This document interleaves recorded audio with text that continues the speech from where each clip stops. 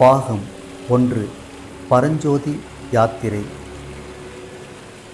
இளவேநீர் காலம். ஒரு நாள் மாலை நேரம் மகேந்திர தடாகத்தின் கரையோரமாகச் சென்ற ராஜபாட்டையில் காஞ்சி மாநகரை நோக்கி 2 பிரயாணிகள் மெதுவாக நடைபோட்டு கொண்டிருந்தனர்.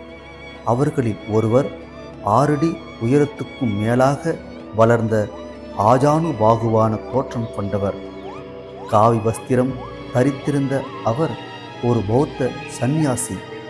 கடுமையான தவ விரதங்களாலும் உடலை வாட்டிய கடின பயணங்களாலும் அவரது தேகம் வறண்டு கல்லை போல உறுதியடைந்திருந்தது.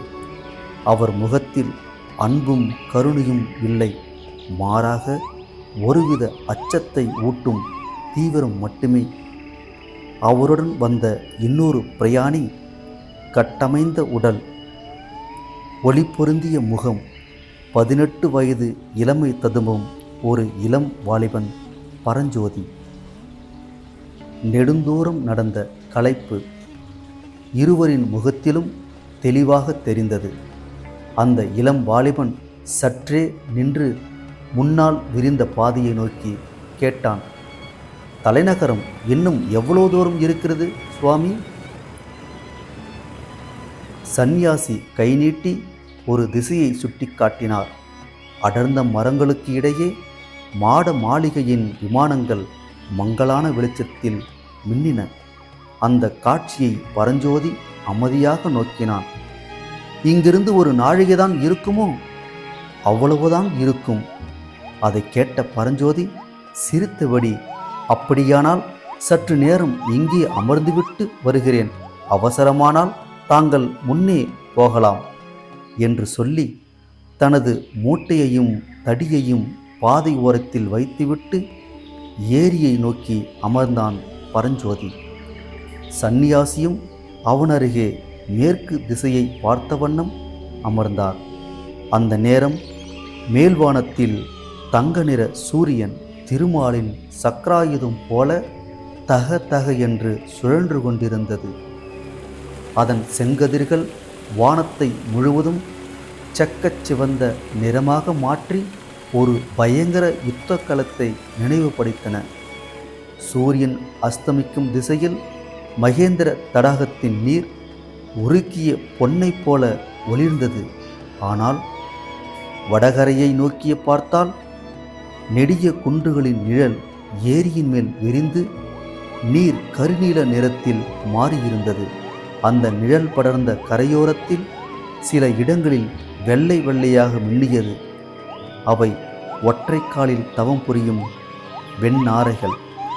திடீரென்று ஒரு நாரை கூட்டம் நீரிலிருந்து கிளம்பி வானத்தில் மிதந்தது. கீழே கருநீல நீர், மேலே கருநில வானம், நடுவே வெண்ணிறை நாரைகள். அந்த காட்சி யாருடைய மனத்தையும் கலங்கச் செய்யும். இதையெல்லாம் பார்த்தபடி பரஞ்சோதி தனக்குள் சொல்லிக் கொண்டான், இந்த ஏரியை தடாகம் என்று சொல்லக்கூடாது, மகேந்திர சமுத்திரம் என்றே சொல்ல வேண்டும். சந்நியாசி எழுந்தபடியே, இப்போது நீர் குறைந்திருக்கிறது, கார்த்திகையில் நிரம்பியிருக்கும் போது பார்த்தால் உண்மையிலேயே சமுத்திரம் போலே இருக்கும் என்றார். அவர்கள் மீண்டும் பயணத்தை தொடங்கினர். சாலை முழுவதும் வண்டிகள், நெல்லும் வைக்கோலும் ஏற்றிய மாடுகள், இருபுறமும் பொன்னிற செந்நெல் வயல்கள். புதிய நெல், புதிய வைக்கோல் நறுமணம் காற்றில் கலந்து வந்தது. சற்று தூரம் சென்றதும் ஒரு அழகிய கிராமம், மல்லிகை மனம். ஆஹா என்று பரஞ்சோதி வியந்தான். கண்ணு கெட்டிய தூரம் நந்தவனங்கள். எவ்வளவு பூவை என்ன செய்வார்கள்?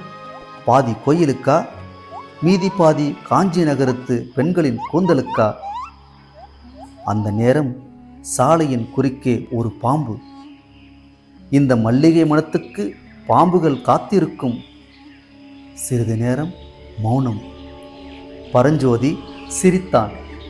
நண்பகலில் அந்த பாம்பை கொன்றீர்களே, நீங்கள் புத்தபிக்ஷ அல்லவா? சிஷியனை காப்பாற்ற வேண்டாமா? சிஷியனா? 300 ஜென்மத்தில்.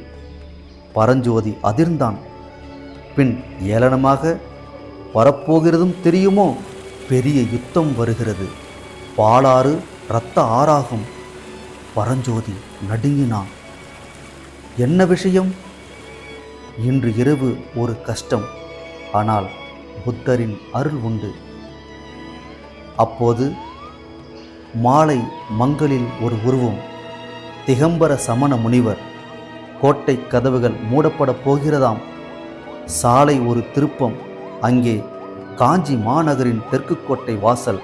பிரம்மாண்டமான கதவுகள் மூடியிருந்தன.